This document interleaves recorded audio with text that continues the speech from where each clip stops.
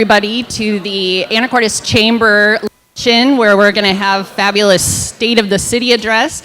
If I could have you guys all stand for the Pledge of Allegiance. I pledge allegiance to the flag of the United States of America.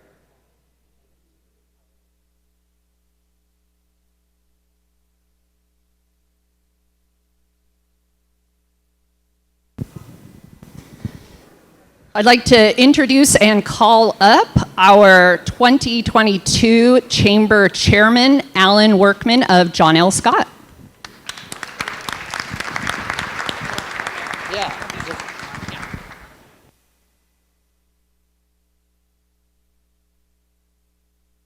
Try this again. Oh, now I can hear myself. Thank you, Jessica. Welcome, everyone. We have a very special Chamber luncheon this month. The first ever State of the City address by our new mayor, Matt Miller.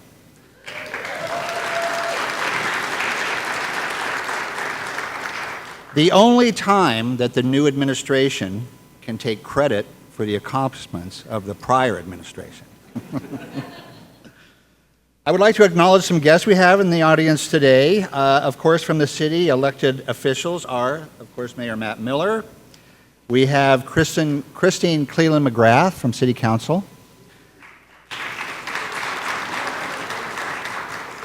Jeremy Carter, also City Council.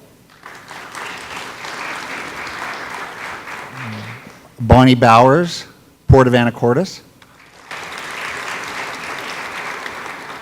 Jan Iverson, Island Hospital Foundation. County Commissioner Ron Wiesen. And School Board Member Meredith McElmoyle. I've only got 108 more. And representing your Chamber Board of Directors, we have Elise Cutter, Leslie Simons, Corey Ertel, Matt Gill, Mark Leone, Aaron Meisner, and Reed Myers. I also want to give a special thank you to your chamber staff. You know, this is our third monthly chamber luncheon, and they've been doing a wonderful job under trying circumstances. So thank you all.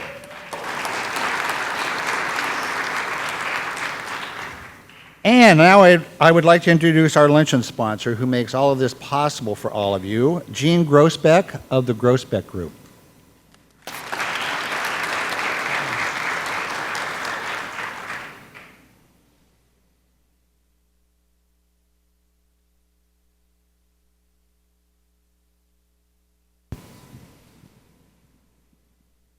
Well, thank you, Chamber. And I'm going to just stand over here because I don't like to have my back to people. I'd like everybody to stand up with the Grossbeck Group. So raise your hand if you would. Eileen Abear, Tabby Perrone, Joni Johnson, and Peter Allen. We have some other members that were not able to make it because they are out working. So somebody's got to do that. We are a group that is located in Old Town. We are affiliated with Compass Real Estate, which is a national real estate company, a little bit different business model. We're not a franchise. Like many, Compass actually owns the offices, so a little bit different. I thought you probably, every time I run into anyone anyway, they always are saying, how is the real estate market? So we did put a little thing on your table that just kind of gives you a real quick snapshot on how the market is in Anacortes. I thought you might find it interesting on how the stats compare. So I don't have King County stats memorized, so I'm going to refer to this. But our median price has gone up to $649,000, and I like to use a 3-month rolling average. Takes out the 1-month anomaly of snow or something like that. And that is up actually 35% from 2020. So we've had increase over increase. King County actually has not gone up as much as we have, and their median price is only $740,000. So that lets you know the type of really dramatic increases that we have had, and I'm sure you've all felt the impact of that. In fact, the thing about King County is, of course, that you have the areas of extreme wealth, and in December, the prices in median price in Bellevue actually was more than it was in Manhattan for that 1 month, which is pretty shocking. Just to compare it to Skagit County for you, Skagit County, $505,000 for ending in February, and that's up 51%. So the migration to more rural areas caused by COVID is real, and the proximity to I-5 tends to be a huge draw to people that anticipate perhaps a hybrid work model in the future. Median price per square foot, we're at $366 a square foot. King County is at $483. So their pricing may not seem high compared to ours, but I thought the per square foot might be kind of interesting. Month supply, balance market is 6 months. We're at 1.4 here. Seller's market, everybody knows that. King County, 0.4. One of the things that we also look is days on market, and the days on market in Anacortes is, the average house is 18 days on the market.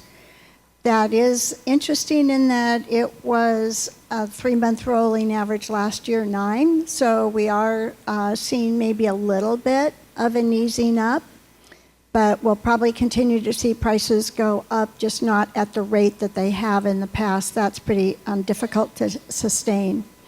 As far as what's going to happen in the future of 2022, very difficult to forecast. I had a better opinion, pretty precise opinion, I guess, before Russia invaded Ukraine, and now there's so many variables that are happening with the price of fuel that it's difficult to forecast.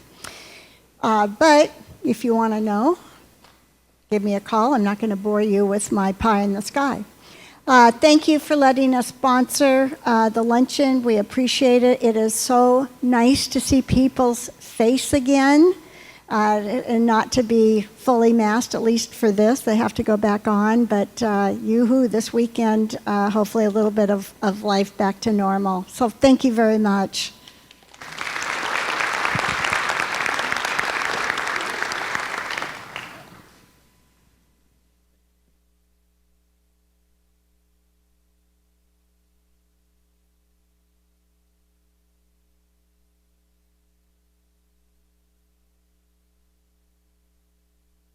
I learned. It's now my pleasure to describe a little bit about our new mayor. His list of accomplishments is quite long, so I'm going to summarize what I think are probably the elements that are going to truly make him a wonderful mayor for us. He received his bachelor's degree in government and politics from the University of Maryland. He was 22-year active duty in the Navy as a Navy pilot, and he finished his career in the Navy at NAS Whidbey in operations and executive management. He touted that a lot during his campaign, and I think we all see the value and the benefit to us for that. He and his wife co-owned a business here in Anacortes for 15 years. He's active in various community service groups. Was on the city council for 8 years. And he's married to Heather Miller, and they have 2 grown children, Alex and Brittany. So please welcome Mayor Matt Miller.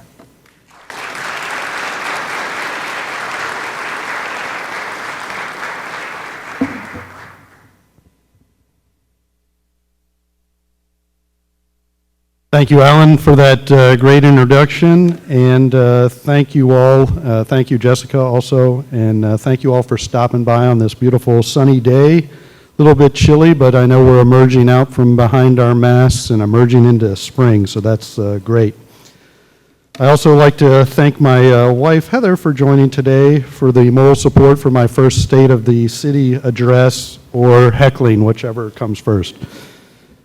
It is my honor to deliver this State of the City briefing for 2022, and it is a privilege to have the opportunity to continue serving Anacortes in my new capacity as mayor.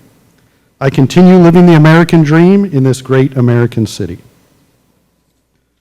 Today, we will walk through the work being done throughout the city and talk about the great people that make it happen. Many of them are here today. From the very foundation of local civic government to how each department supports our mission with the help of our many community partners, businesses, and citizen volunteers. I'll touch on fiscal accountability, services, growth, public safety, infrastructure, and quality of life, all while highlighting the accomplishments and plans for the future. We'll start here with my mission, and it's hopefully the only slide I'll read. Maintaining and improving the quality of life, reflecting community expectations through a focus on public participation and employees, mayor, council teamwork. A team dedicated to serving our citizens in a professional, efficient, and courteous manner. With that mission in mind, let's start with some introductions. Well, I actually don't have to introduce myself because Alan did such a wonderful job, so thank you very much. But I also would like to point out that I'm also a proud board member, and between my wife and I, we have about 6 years of chamber board time between us, so I'll add that to the resume. But I am here today because, like each of you, Anacortes is my home, and I want us to make smart decisions for our future and ensure we have a safe, fiscally strong, and welcoming community. Coming into this position, I focused on a few key priorities. Enhancing public safety by strengthening the capability of our police and fire departments and improving leadership and regional cooperation in those areas. A deliberate, smart growth, supporting a variety of housing options for all income groups while protecting parks, forests, and open spaces. Fixing our streets as the infrastructure priority and the completion and success of our fiber project. Fiscal accountability that prioritize must-have versus nice-to-have and taxing only what we need. Waterfront access with progress on the Guaymas Channel Trail, MJB project, and marina to downtown connections. All that said, none of this work would be possible without the guidance and leadership of our city council. Our council members come from varied backgrounds and function as the policy team to serve the public. They set policy that reflects our communities, adopting long-range plans that support our collective vision for growth and approve a budget that is fiscally responsible with your tax dollars. I spent 8 years on council, and I can assure you that they make thoughtful, measured decisions that reflect their values and their constituents. They're elected by you and serve you. Ryan, Ward 1, roughly the Old Town area. Jeremy, Ward 3, the West End. Christine, Ward 2, in between and to the south of our city limits. And Amanda, Bruce, Carolyn, and Anthony are your at-large city council representatives. You know, I know Alan acknowledged the electeds, but I would like to once again acknowledge the electeds that are here today. Having been in 3 competitive local election campaigns, I know how hard it is to put it all out there for the privilege of serving, so thank you again. This leads me to you. Who is Anacortes, and how does a deeper understanding of our residents guide our decision-making process? Things like census data, along with input received from our community, we will make data-driven, well-rounded decisions with our citizens in mind. And what does that look like? Well, this looks like a focus on diverse and affordable housing options for families. This looks like safe walking routes and trails, and a robust calendar of events. We know seniors over the age of 65 make up nearly 30% of our population. This looks like forward-thinking fiber project that directly serves the many households with internet. This looks like making decisions with people of Anacortes in mind. Of course, if you make a decision, you have to fund a decision, and it's my fiscal responsibility to monitor city revenues, expenditures, ensuring that we provide high-quality municipal services while maintaining our strong financial position. Steve Hoagland, our finance director and city clerk, and his team develops the annual budget, the capital facilities plan, and the annual report. They also serve as our auditing agent, ensuring compliance with all regulations and processes for payroll for over 230 city employees.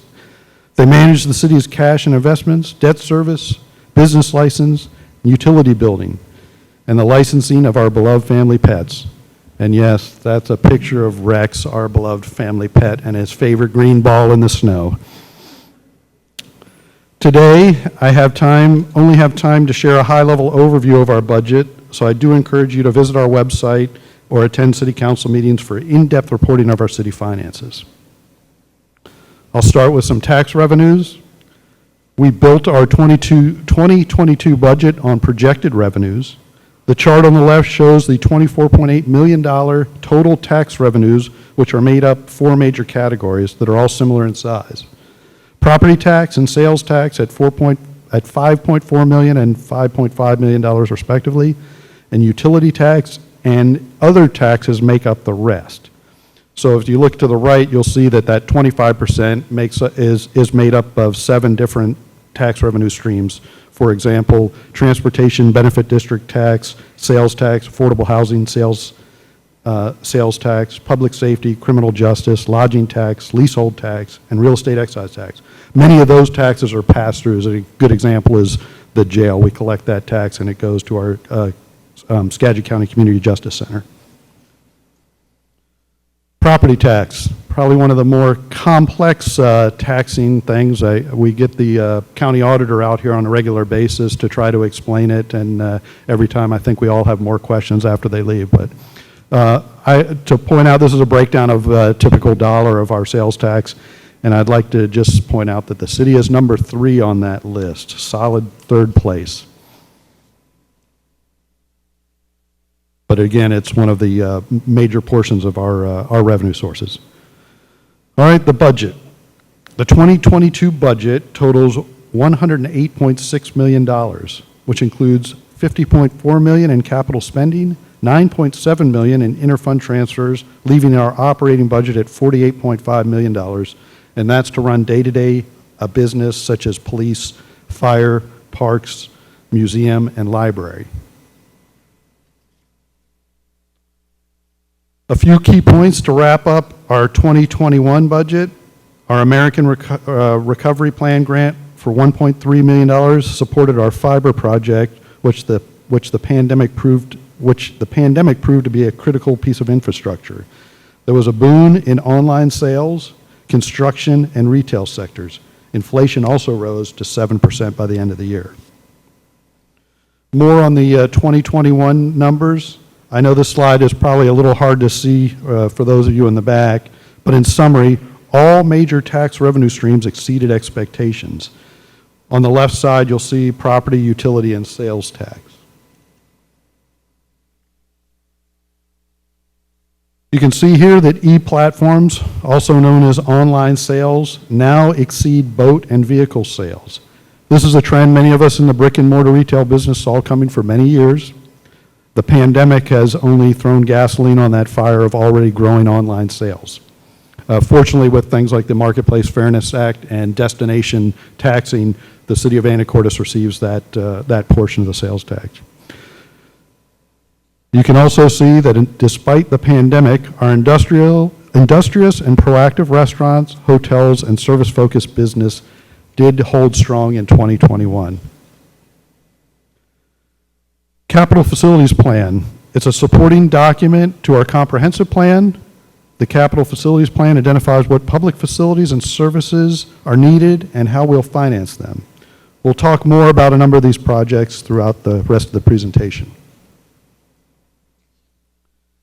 Administrative services.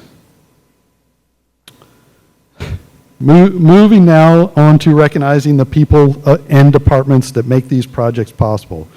They direct their time and energy to the well-being, safety, and security of our internal customers, our employees. Last year, we welcomed Human Resources Manager Riley Wynn, who joined Human Resources Generalist Lynn Barber, and Administrative Services Director Emily Shue,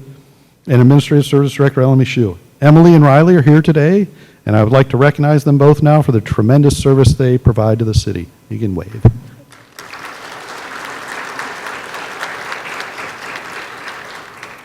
Not only do they recruit the best candidates, but they have negotiated our collective bargaining agreements, completed an extensive compensation study, provided trusted support to our employees, and have been recognized with statewide awards, all while navigating through a global pandemic with leadership and grace.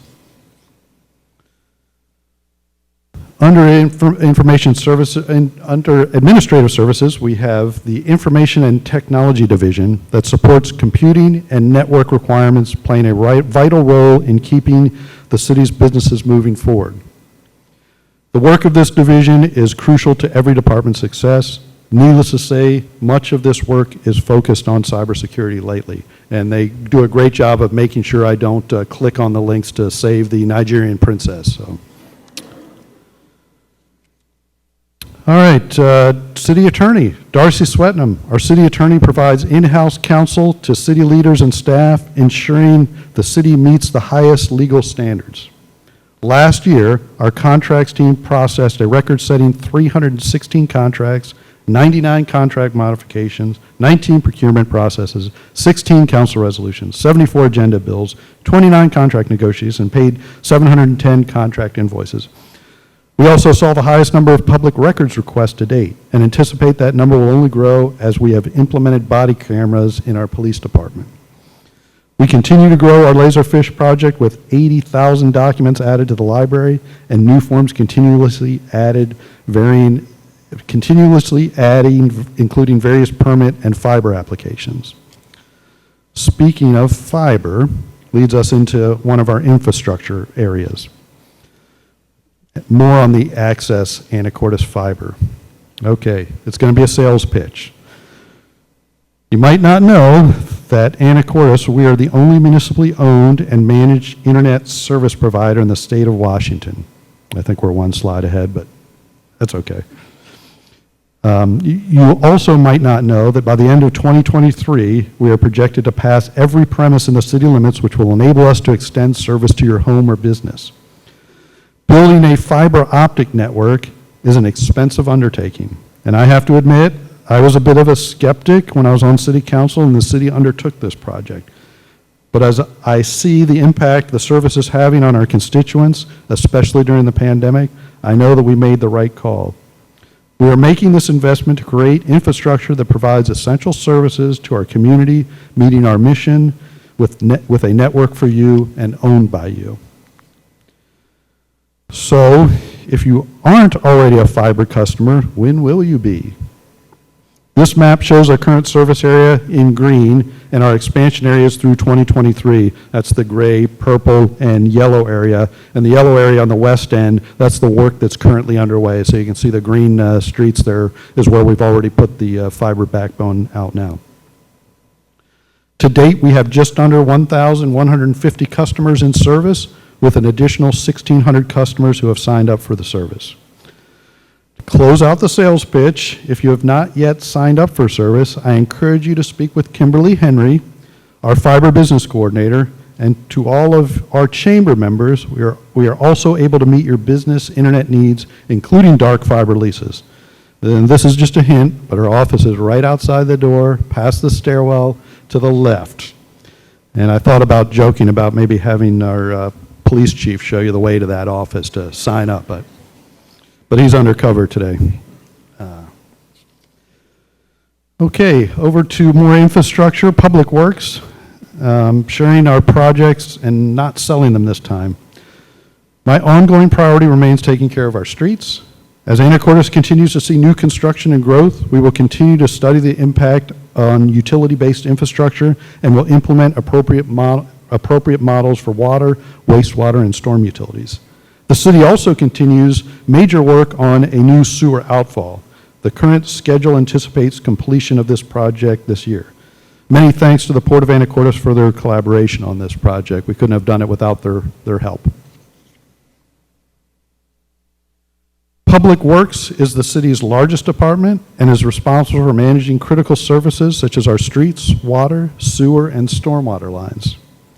They ensure the safe production and distribution of water to the region, along with maintaining the city's vehicle fleet and providing the necessary support of city-owned buildings, like this building we're in now, built in 1915, that still serves us well. This department provides uninterrupted, high-quality customer service, all while prioritizing resource conservation. I don't know if we have any fellow map lovers or map geeks in the room. I'm one of them. But our GIS mapping department does some amazing work. GIS and asset management systems track the condition of every city asset from equipment to infrastructure.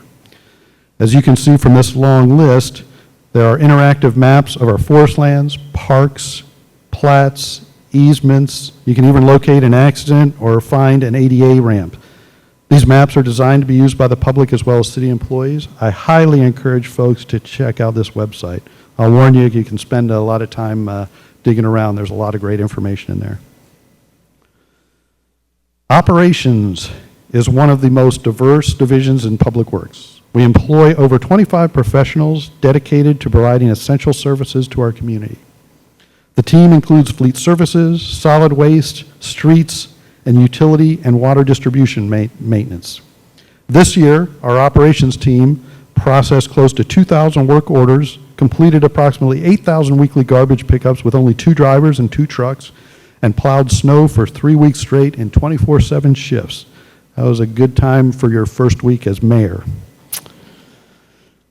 As I mentioned, the continued improvement of our infrastructure and streets is a priority for me. We have made consistent progress on improving our pavement condition index for our street system, but we have more work to do. We will see work begin on 32nd and M Avenue intersection soon. Yes, it's going to be another roundabout. And we will continue to make improvements to R Avenue corridor. We will also begin to implement innovative opportunities to improve neighborhood streets. We have moved several of our community energy projects forward, including solar projects at the library, public safety buildings, and City Hall. The installation of LED lighting at several of our facilities and we've installed a number of dual-port EV charging stations, 4 in City Hall parking lot and 2 coming soon to the library. They're not quite ready to hook up, but they're already installed in our City Hall parking lot. Much of this work is funded through rebate programs with partnership with Puget Sound Energy. Public Works, we are lucky to have Diane Hannibert leading our stormwater efforts. She may be a department of one, but she has accomplished a great deal for the city.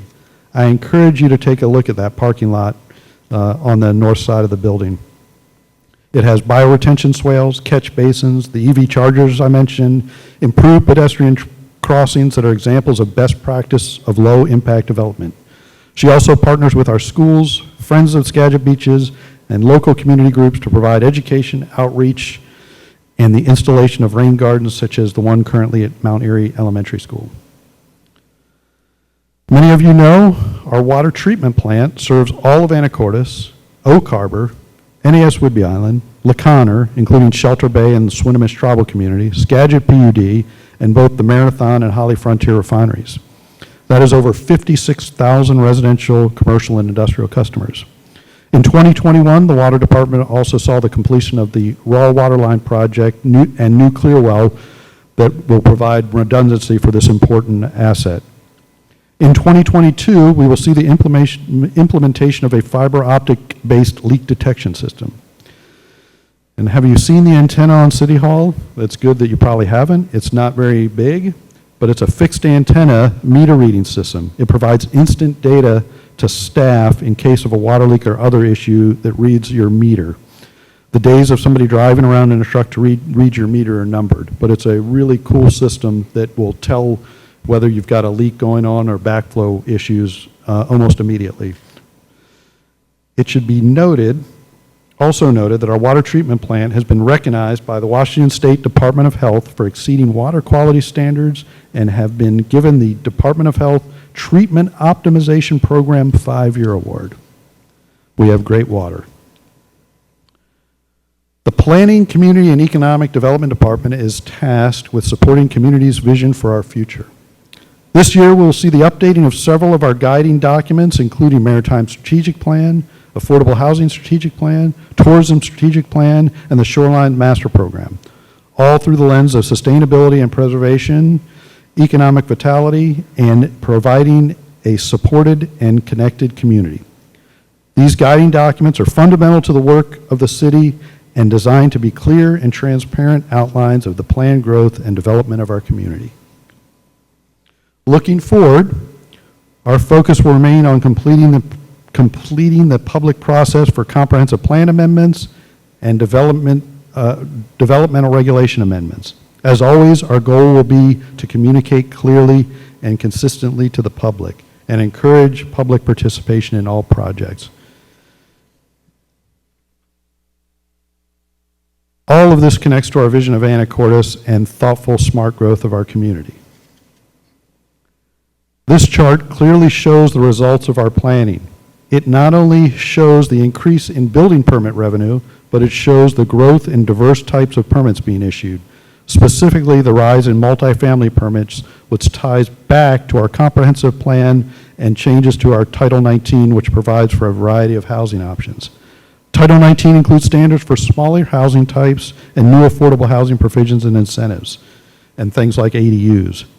These changes aim to increase opportunities for our citizens to secure housing that is safe and affordable, and it is exciting to see these opportunities. If you've even looked outside your window as you're driving around, you're seeing it happen. And you can see that the gray there is the multifamily housing permits, and you can see how that's changed over time. Commercial development. So what do we see in the future? How do we balance what we have and love with growth and change? When we look at the MJB development, for example, we may see a shift in the center of gravity of Anacortes. But with smart planning, we can connect new development with our historic downtown core and ensure the ongoing vitality of our business community that supports residents and visitors alike.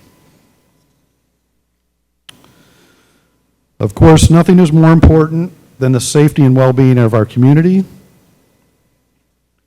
Our firefighters, EMS, and paramedics support our community by responding to emergency situations with integrity. Led by Chief Harris, who joins us today, they have cultivated partnerships with other agencies and strengthened our community's readiness and resilience. One project this year includes preparing for wildland firefighting to protect our crown jewel, the Anacortes forest lands, as well as adjacent properties. You may have heard talk about a ladder truck. Our current truck is well beyond the recommended replacement schedule, and we are taking advantage of the state's low interest rates to purchase a replacement that will give us more capabilities than we ever had. Our partnership with Island Health has brought about a community paramedic program. In this short time this program has been active, it has had a dramatic impact on reducing 911 calls and helping those that are underserved.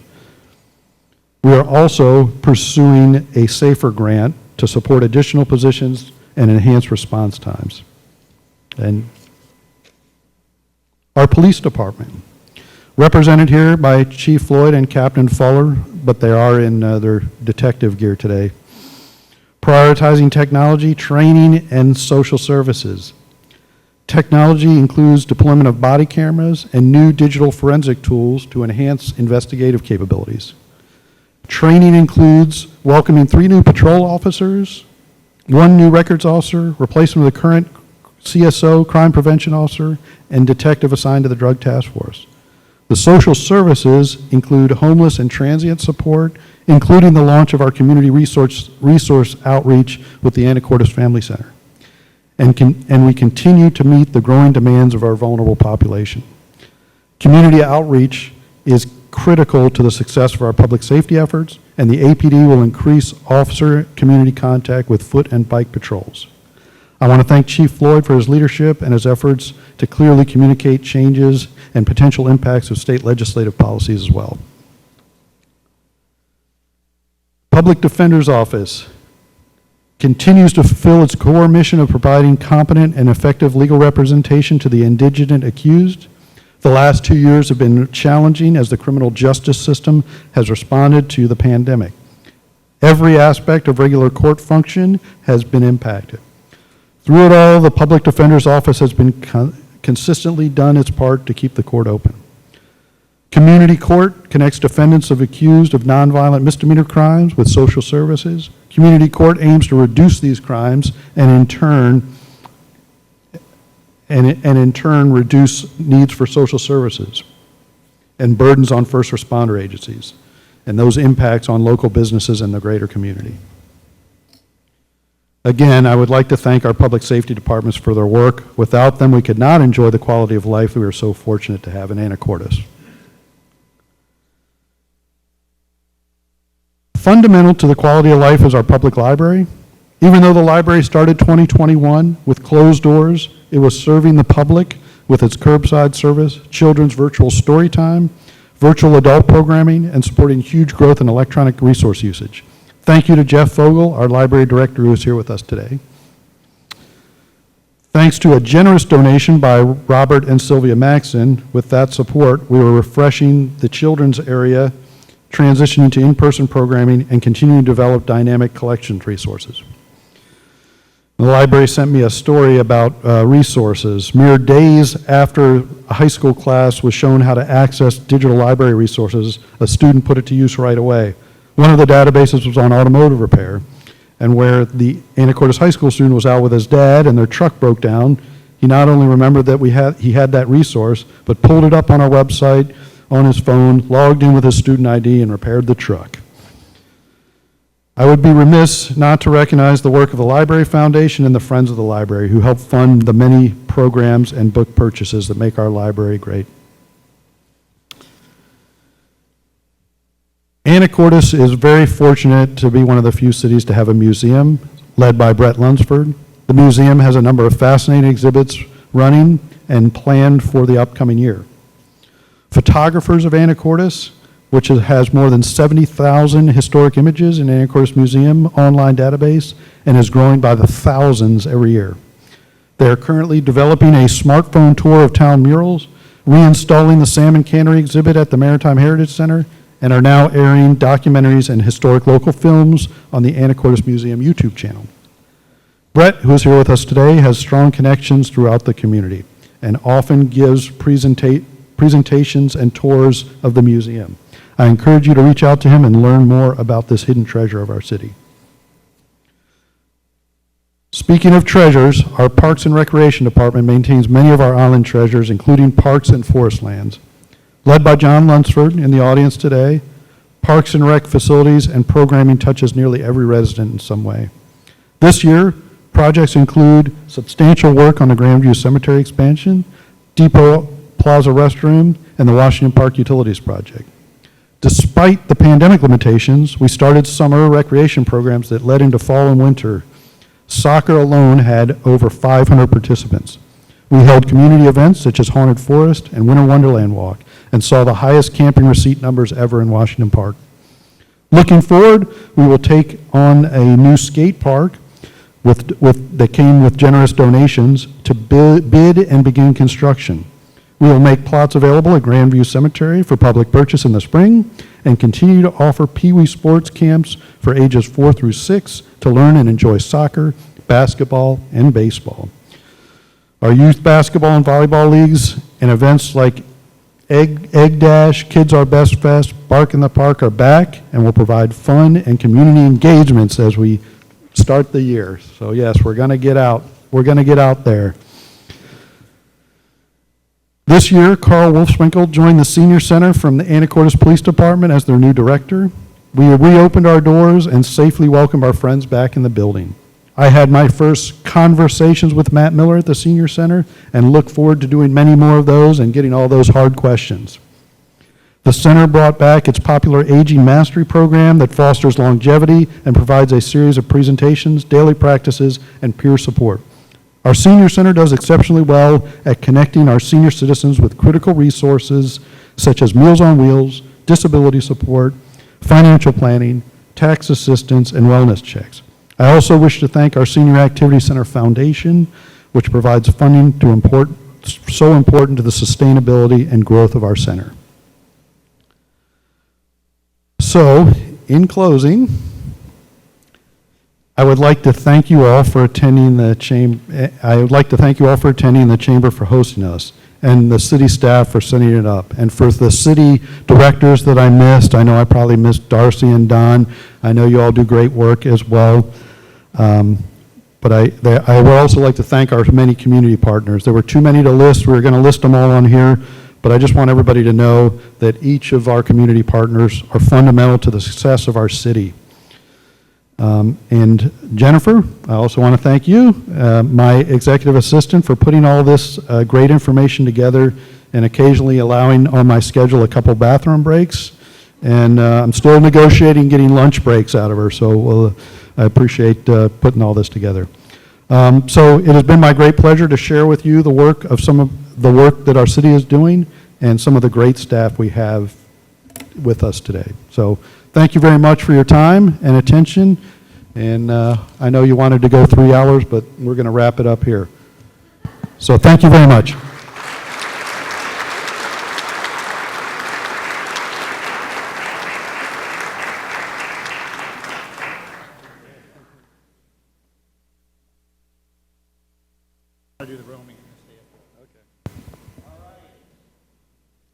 We have plenty of time left. He said there would be no time for questions. Does anybody have any questions of the mayor? Just raise your hand and I'll come over and hand you the mic. City staff is exempt from these questions. Come on, Chris, you got to have a question. Probably a dumb question, but are we doing the Waterfront Festival this year, or is that still good? I didn't hear the question. Are we doing Waterfront Festival this year? That is the plan, yes.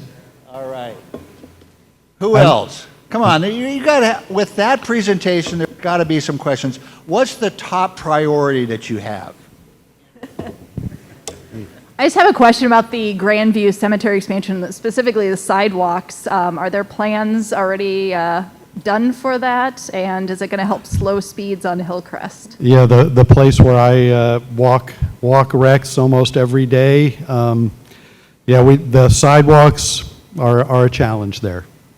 And that's not part of the cemetery expansion.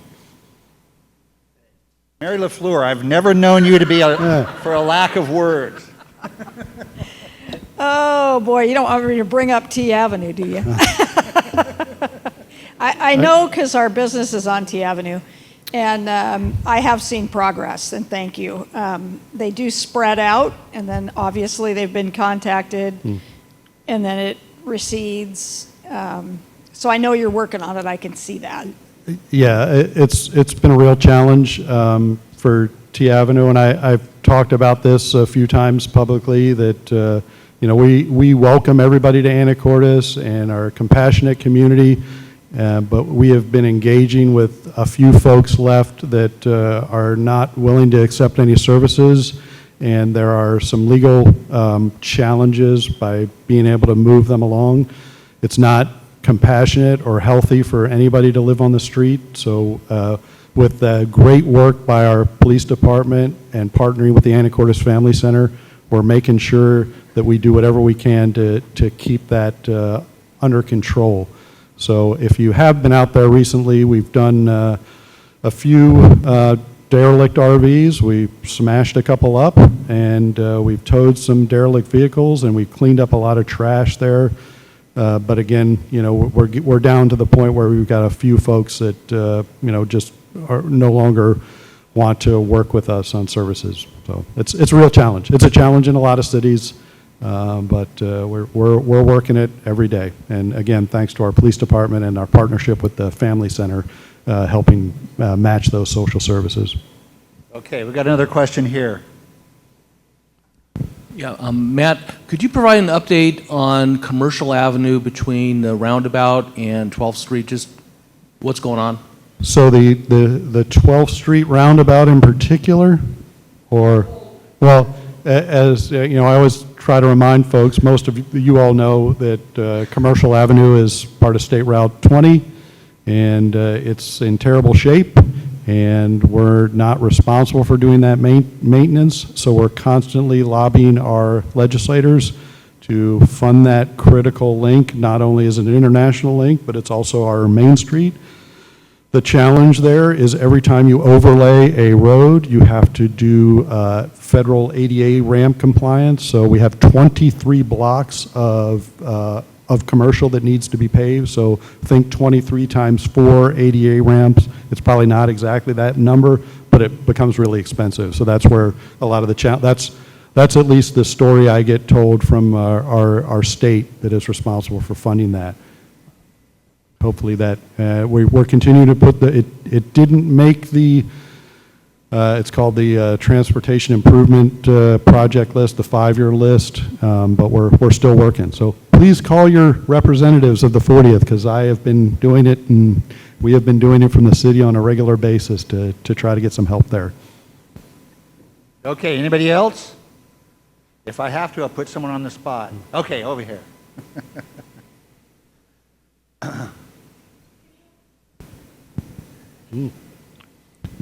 Can you let us know how the fiber map was decided? So I'm like right on the edge of it and they can't quite stretch it far enough in the green. And now you're going away from me. So how was that decided? Yeah, the fiber project started out with pilot areas because, again, as the chief skeptic here, I wanted to make sure it would be successful without investing a huge amount of your tax dollars into the project. Because, quite honestly, unlike, other utilities, we don't require you. You've got to have water, you've got to have trash pickup. Fiber is a real startup business. So we started it in the downtown areas, kind of the easier ones, the aerial. As we proved successfully, and great success, I can't tell you the number of very positive comments that I get, especially when you compare it to Brand X that also provides other internet services in town. We get some, yes, Brand X, I won't say other competitors, but it is, we get a lot of great positive feedback. So, but back to your question, the West End, because we were trying to attain a economic development grant from the feds, which we did get in the form of $2.3 million, and that shifted our work to the West End for that project. So there is logic to that madness. It starts with aerial is easier, and then getting grants to get the project going. There are certain requirements for business development, so that kind of moved us into that, if you remember, kind of that gray area to work that grant, that the timing propelled us to go work the West End. And the West End is the most difficult area to get fiber into. It's obviously all rock, and most everything's underground. So that, but it has potential for a lot of customers. So that's how we chose that area. By the way, I'm the last. My neighborhood, my house, I'll be last on the list. So I do feel your pain on that one. For answering questions. Let's please give a round of applause to Mayor Miller.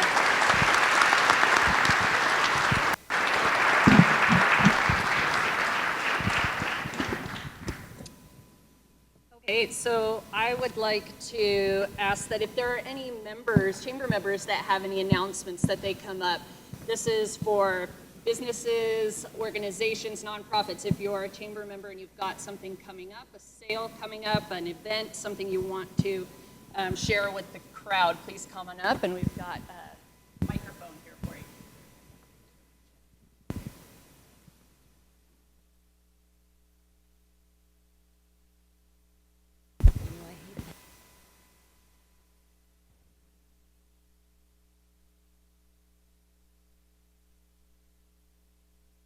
Uh-oh. Now, can you hear me?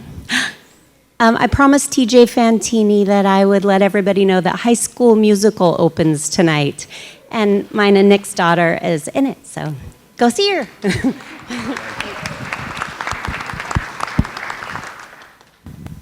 And before you do that, I'm John Sternlick from eDesk.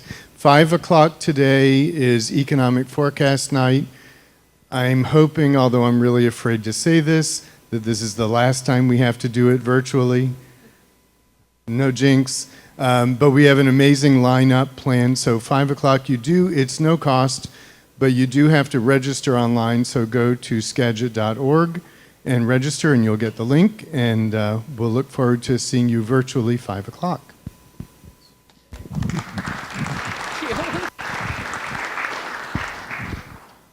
Come on up. I want you to be on this camera. wide angle. Mary LaFleur, the Anacortes Boat and Yacht Show has some exciting news this year. It's going to be open again, and it'll be great. They have actually been asked by Trawler Fest to share the event, and we worked it out to where Trawler Fest will do the education courses, and then Anacortes Boat and Yacht Show will do the in-water portion. This is a big step for our industry. Trawler Fest has kind of flailed around since they made a poor choice to leave Anacortes years ago. So they wanted to come back, do it a couple weeks around our show, and we said no. So we've partnered, and I think for the industry, that's outstanding. It's going to be a really good show, so I'm real excited.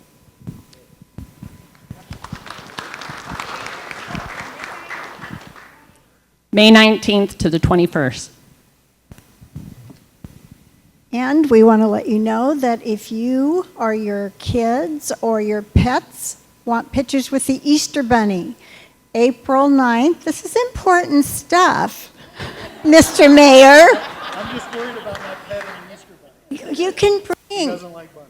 Oh, okay. Well, we could get an earless version, but anyway, it'll be in our office, 809 7th Street. So you can bring a snake, a cricket, whatever. Thanks.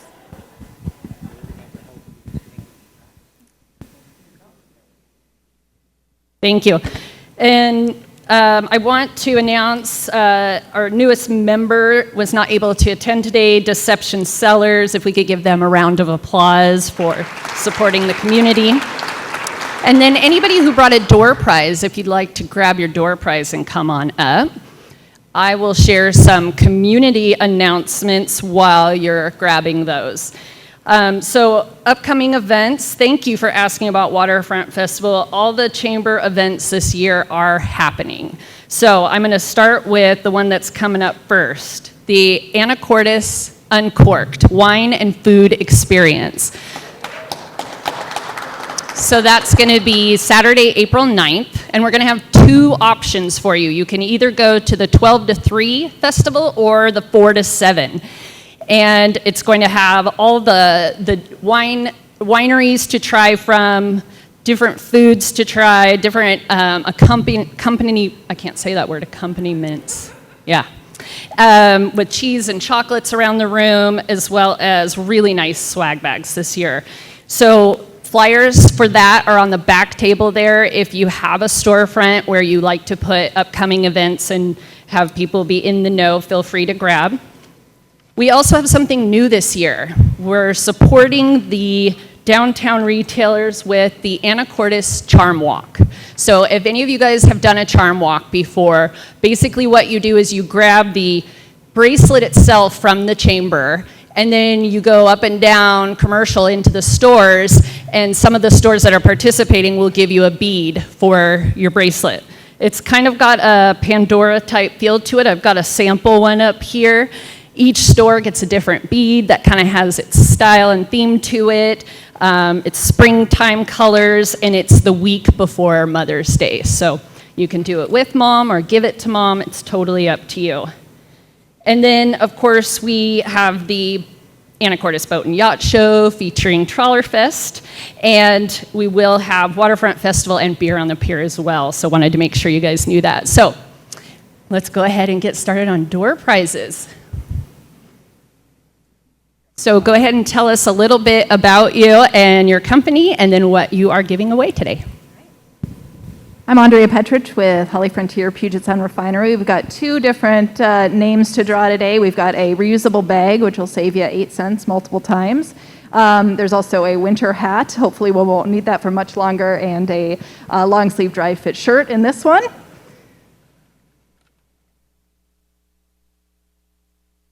Hannah from Bloodworks Northwest, Hannah McNutt.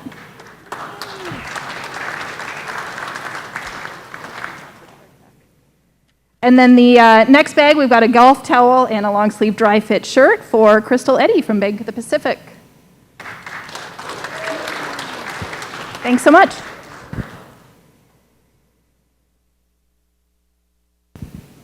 I'm Candace Gear with Mountain Pacific Bank. We brought a tumbler today with a coffee card from Whidbey Coffee.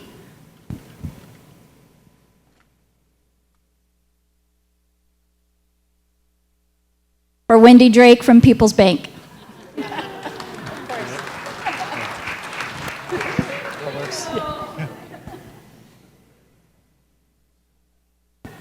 Hi, I'm Jessica Wynn with People's Bank. I'm here with some of the team from the Anacortes branch. I have a little gift from the Red Snapper.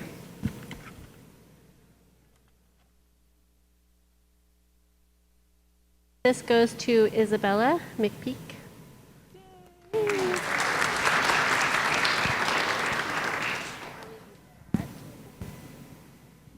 Hi there, I'm Jennifer with Skagit Publishing. We have for you, it is a certificate for a free ad in any of our newspaper publications and a $25 gift card to the Ghirardelli. Switch.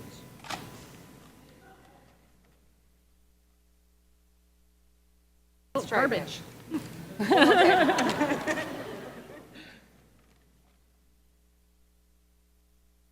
Hi, Kevin. Minigan. I can't even say it. What do you say? You win. Here you go. Oh, there you go.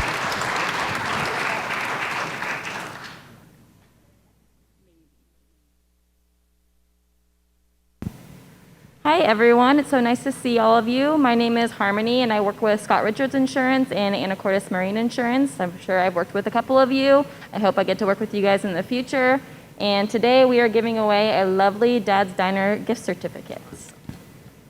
If you haven't been there before, I highly suggest it. It's delicious. Carla Schneiper? That's you? Okay. There you go.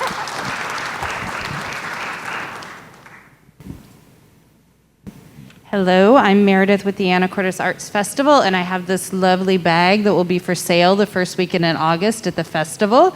Some wine, a couple of glasses, a little notebook, and a rolled up poster for 2022, which none of you have seen yet, so it's a secret surprise. So first weekend in August, and watch for a couple of other fundraising and fun projects that we have going. And I have Dave Oikels. And then, oh, must be present to win.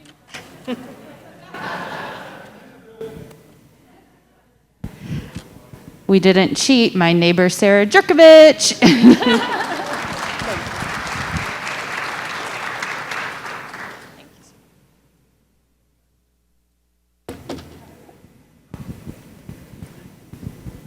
Okay, fabulous. So in closing, I would love to say some words of gratitude. Thank you to City Hall for hosting us today, and to Mitchell for recording us, and we're able to put this online for you guys all to watch later. Thanks to Ghirardelli for catering a wonderful lunch for us, and thanks to all of you for your support of the small business community. We'll see you next Thursday at John L. Scott for our Business After Hours.